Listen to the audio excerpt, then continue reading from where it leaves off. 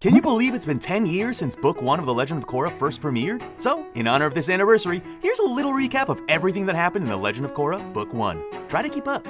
Episode 1. Welcome to Republic City. 70 years after Aang defeated the Fire Lord and brought balance to the Four Nations, we are introduced to a successor, the mighty Avatar Korra. Don't let her age fool you, because at this point, she already had a handle on 3 of the 4 elements. Fast forwarding a bit to when she's older.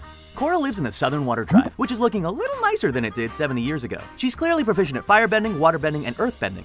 3 elements down, 1 to go. However, her teachers do tell her, "You're getting ahead of yourself as usual, Korra."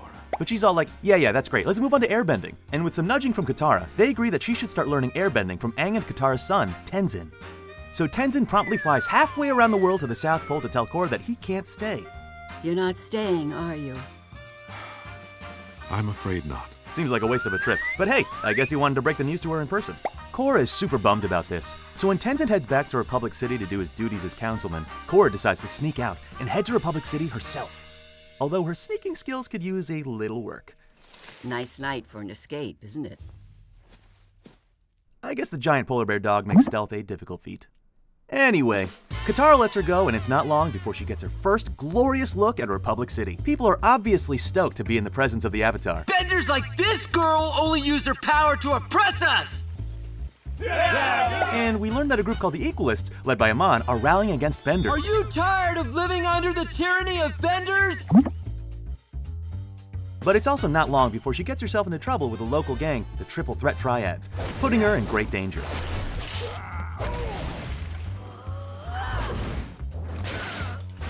Okay, maybe the Triple Threats are the ones in great danger. Regardless, Korra gets picked up by the law, literally, and is introduced to Lin Beifong. Wait, Beifong? Yep, Beifong, as in Toph Beifong. This is her daughter, and she is just as soft-spoken and gentle as Toph herself. You're in a whole mess of trouble, young lady. But there were some thugs threatening a helpless shopkeeper, and I Panicked. So Tenzin comes in to bail Korra out, and wait, are you sensing some tension here? Lin, you are looking radiant as usual. Cut the garbage, Tenzin. I'm sensing some tension here. We'll come back to that. Tenzin's obviously upset with Korra, but she's convinced that it's best for her to begin her training, and Tenzin has no choice but to see the wisdom in the young Avatar's words. So, he agrees to take her in and begin her Avatar training. Yes! Thank you! You're the best! Yay!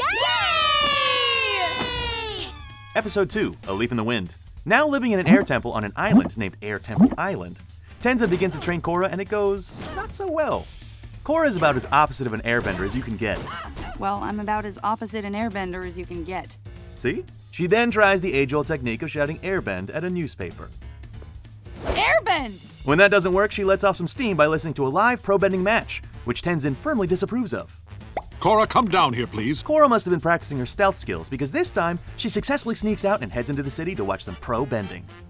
This is where she meets Bolin, who turns on the charm and brings Korra to the best seats in the house to watch him get promptly knocked out of the ring.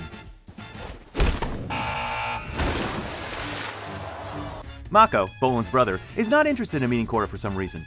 Come here. I want you to meet my brother, Mako. Mako? Wow, I heard you play on the radio. Come on, Bolin, we're up. So, even though Bolin and some other dude get knocked out of the ring, the Fire Ferrets barely pull out a win, and decide to cut this guy from the team. Mako is even more rude to Korra.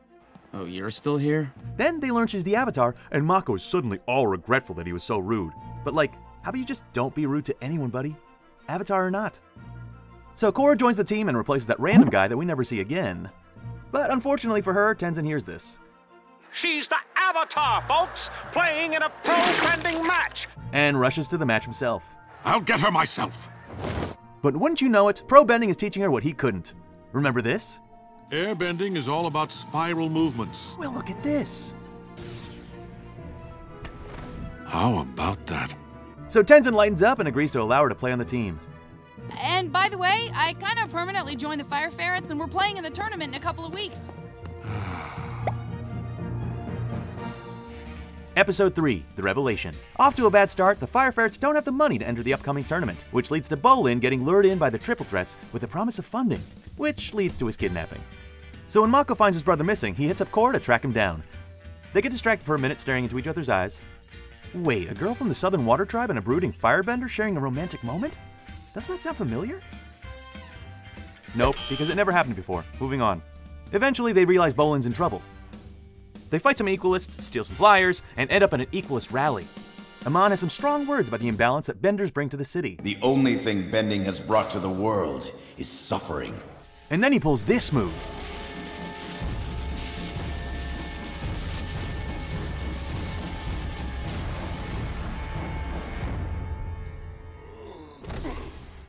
That was cool and all, but at least Aang knew how to dress it up.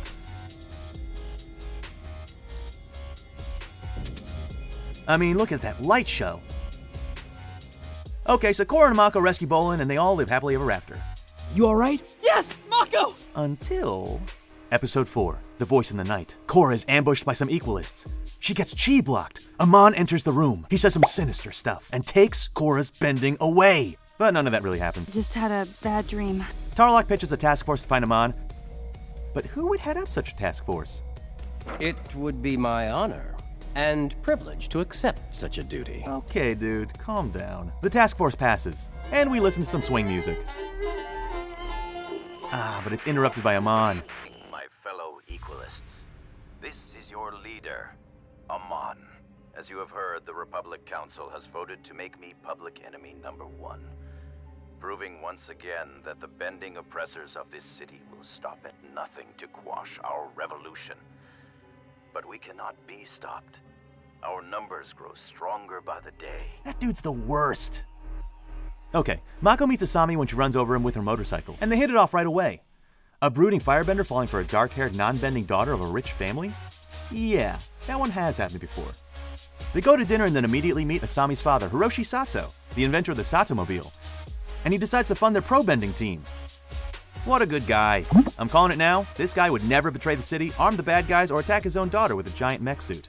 Tarlok tries to enlist Korra for his task force, while Ikki mad dogs him for some reason. I've been reading all about your adventures in the papers. Infiltrating Amon's rally. Now that took some real initiative.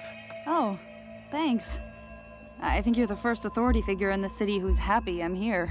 Republic City is much better off now that you've arrived. But Korra initially declines, until he throws a gala in her honor and lets the public put the pressure on her. And after they call her chicken, she caves. I'm not afraid of anybody! The task force arrests a bunch of Equalists. And remember when Korra's teacher said she gets ahead of herself? Well, yeah, she does this. Amon, I challenge you to a duel. No task force, no chi blockers, just the two of us, tonight at midnight on Avatar Aang Memorial Island. But Amon proves that he's no pushover. He ambushes her and delivers a bad guy speech before letting her go. Our showdown, while inevitable, is premature. Episode 5, The Spirit of Competition. The airbending girls give Korra some less than perfect advice on romance. The best way to win a boy's heart is to brew a love potion of rainbows and sunsets that makes true lovers sprout wings and fly to a magical castle in the sky, where they get married and eat clouds with spoons and use stars as ice cubes in their moonlight punch, forever and ever and ever! Which Korra doesn't take, but maybe she should have, because what she tries is even less than perfect. I don't know. Asami and I are... Look, I really like you, and I think we were meant for each other. Bolin, on the other hand, seems to have this all figured out, and successfully asks Korra out. Their date goes well enough, but after their next victory, Bolin walks in on this.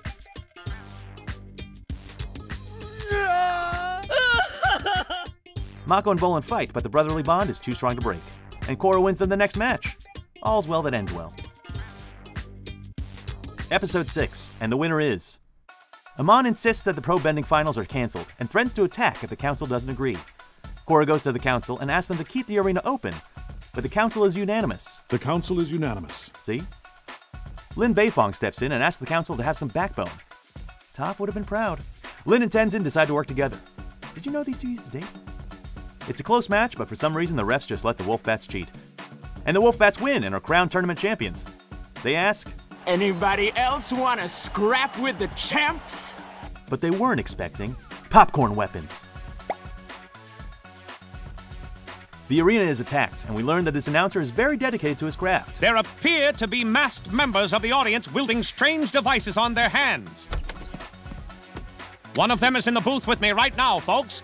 He is leveling one of those glove devices at me now, and I believe he is about to electrocute me.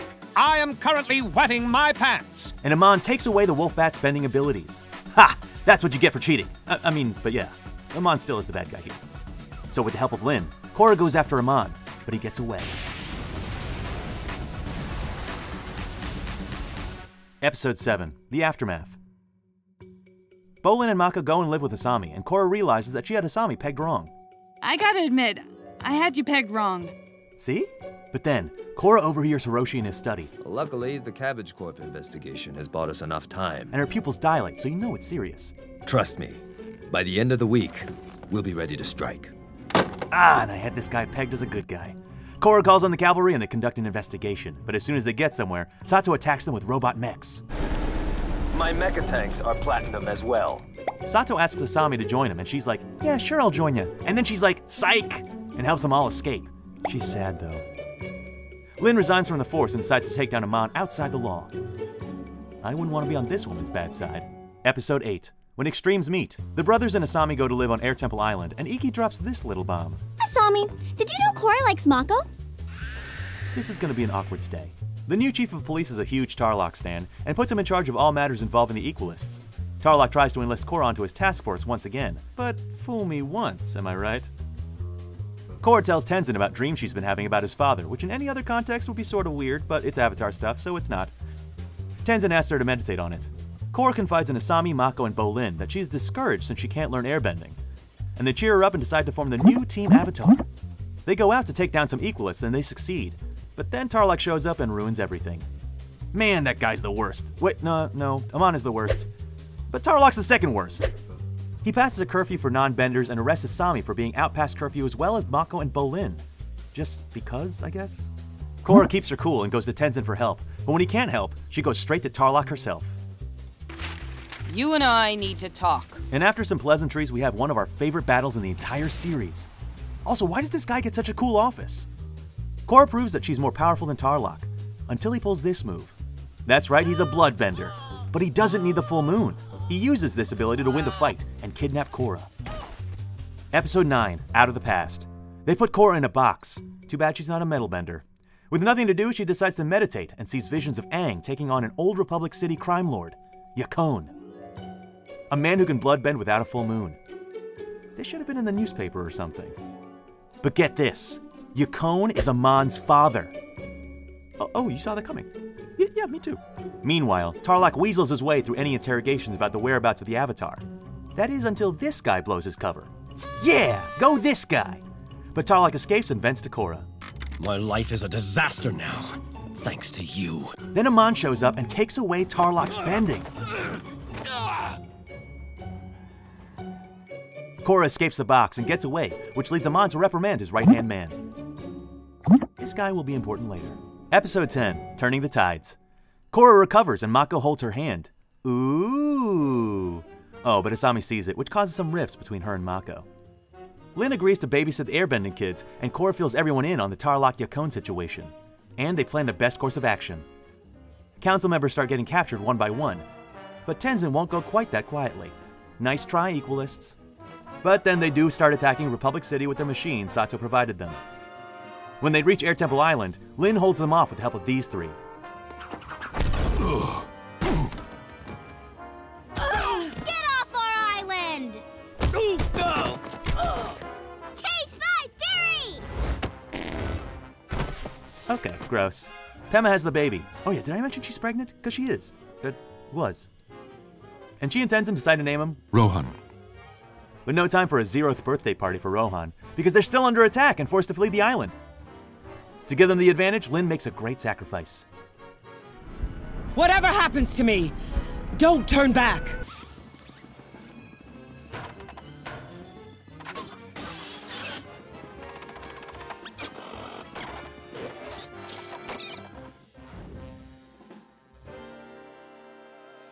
That lady is my hero. Us too, Milo. Us too. Episode 11, Skeletons in the Closet. General Iroh arrives with the full power of the United Forces behind him. And yeah, I said Iroh. Named for Uncle Iroh. Ever heard of him? Because he's the grandson of Fire Lord Zuko. Notice any resemblance? Tell her we will be arriving in 3 days' time. It's about to get worse than you can even imagine. So Iroh and the fleet counterattack the Equalists, helping to turn the tides. Wait, wasn't the last episode called Turning the Tides? Whatever. Everyone's so excited to hear Zuko's grandson say this. Thanks for looking out for me, Aang. Come on, you were excited. Korra and Mako pay Tarlok a visit, and he explains his backstory. We'll make this quick. Tarlok and his brother Noatak were the children of the crime lord Yukon. He taught them both how to bloodbend without a full moon, but he was also kind of a jerk about it. And he was all, "Don't be weak, Tarlok." So Noatak was all, "Don't talk to him like that." And Yukon was like, "I'll talk to him however I want. I'm the bad guy, remember?" So then Noatak was like, "I'ma head out."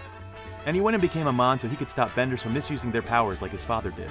He might have overdone it though. Episode 12, Endgame. Amon has Tenzin and his kids captured and plans to take their bending away, which would mean no more airbenders. But not if Korra and Mako can help it. And it turns out they can help it because they freed them.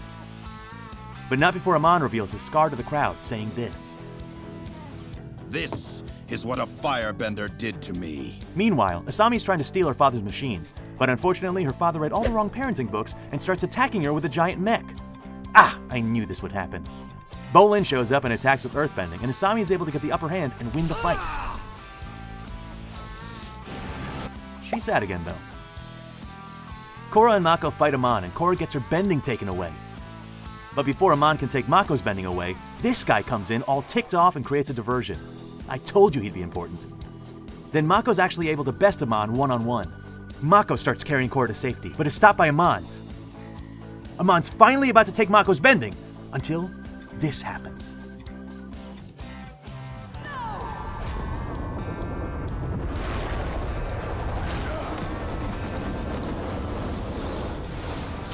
Impossible. I can airbend? I can airbend! And everyone who ever watches this scene gets chills. Don't pretend it's not true. Amon is exposed for who he is and escapes with Tarlok, until Tarlok sadly blows up the boat. It will be just like the good old days.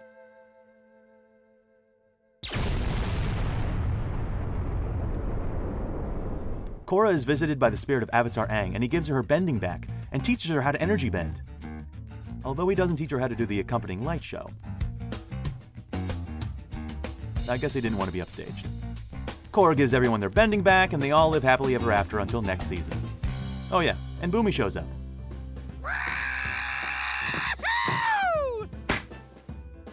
Great. Now I have to entertain my brother. And there you have it. The entirety of Book 1 of The Legend of Korra. How'd we do? Make sure to subscribe so you don't miss our next recap. You'll never believe which book we're recapping after Book 1. Okay, it's Book 2. Thanks for watching.